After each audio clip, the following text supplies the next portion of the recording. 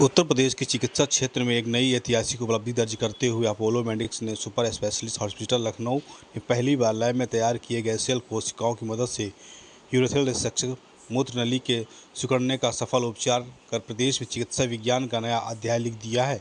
इस आधुनिक tissue engineering तकनीक से मरीज का सफल ऑपरेशन किया गया है और उसे अगले दिन ही अस्पताल से डिस्चार्ज भी कर दिया गया था। विशेषज्ञों का मानना है कि तकनीकी भविष्य में यूरेथ्रल स्ट्रक्चर के मरीजों के लिए कम दर्द, कम चीरा, तेज रिकवरी व बेहतर जीवन गुणवत्ता प्रदान करने वाला प्रभावी विकल्प साबित होगा।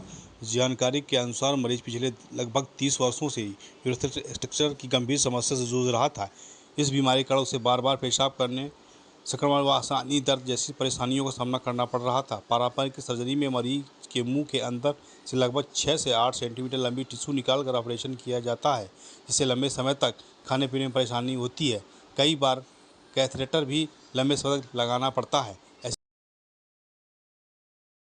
ये इनफैक्ट यूपी में पहली बार की गई है, जिसमें हमने पेशेंट के अपने बक्कल म्यूकोसा को निकालकर, छोटे से एरिया को निकालकर उसे लैब में ग्रो करने के लिए भेजा। बॉम्बे के पास एक लैब है वहाँ पर, और 2 वीक्स में जब वो ग्रो करके हमारे पास वापस आ गए तो उसको हमने दूरबीन द्वारा ही इम्प्लांट कर दिया।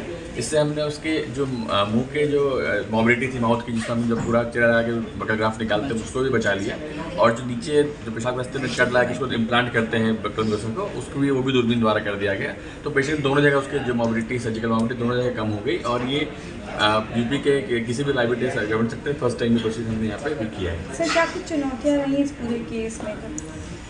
जब आप कुछ काम पहली बार करते हैं तो कुछ चीज़ सामने आते हैं, कुछ चैलेंजेस तो आते ही हैं। तो फर्स्ट थिंग तो ये था कि पेशेंट की अवेयरनेस भी, पेशेंट को समझाना, बताना, कन्विंस करना है इसके लिए। तो वहाँ पर शुरुआत तो वहाँ से होती है ओपीडी से कि पेशेंट आया, ही वांटेड समथिंग न्यू, तो फिर हमने बताया कि हाँ ये ऑप्शन है आपके पास। तो फर्स्ट थिंग आता है कि ठीक है, इसके सक्सेस क्या हैं, फेलियर्स क्या हैं, तो जो भी टीचर में जो भी हमारे पास डेटा अवेलेबल है सब समझाया हमने उनको। तो उससे वो कन्विंस थे कि नहीं ठीक है, हमारे पास इस समय से अच्छा ऑप्शन अभी नहीं है, तो हम इसको जाना चाहते हैं। सेकंड फैक्टर कॉस्ट का आता है कि इसमें क्या कितना खर्चा आएगा और पेशेंट उसके लिए विलिंग है कि नहीं। तो इसमें खर्चा अराउंड, क्योंकि इम्प्लांट का कॉस्ट अराउंड 1.5 लाख रुपये है, और सब मिला के खर्चा अराउंड 3 लाख के आसपास का एक्सपेक्टेड था।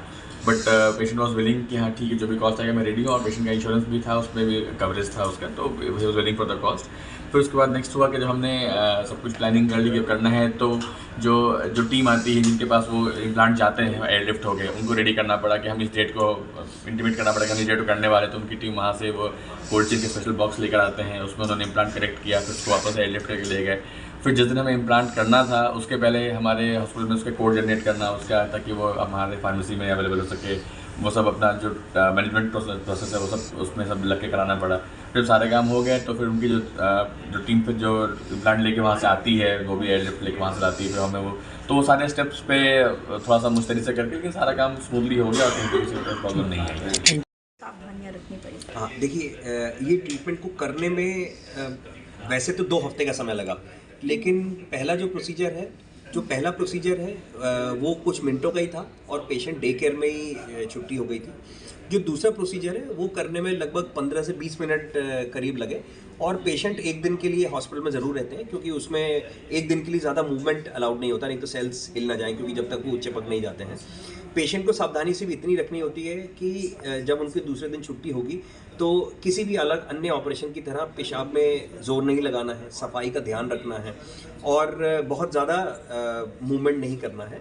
इसमें कैथेटर क्योंकि 5 से 7 दिन में निकल जाता है, तो इतना ही 1 हफ्ते की छुट्टी उनको अपने काम से लेनी पड़ती है। और सफाई का ध्यान ज़रूरी, क्योंकि इन्फेक्शन नहीं होना चाहिए, वो किसी भी ऑपरेशन के लिए ये इम्पॉर्टेंट है।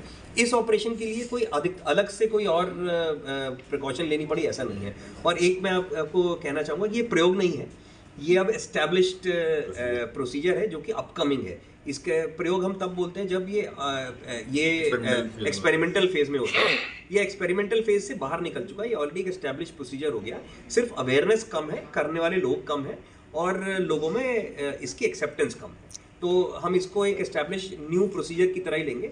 और अपोलो मेडिक्स के जो मैनेजमेंट है, डॉक्टर मयंक सोमानी, डॉक्टर अजय, इनको मैं बहुत तहे दिल से शुक्रिया करना चाहूँगा कि वो हमेशा ही कोशिश में रहते हैं कि मरीज़ों को अच्छे से अच्छा, नए से नया और बेटर से बेटर तकनीक टाइम से मिल पाए।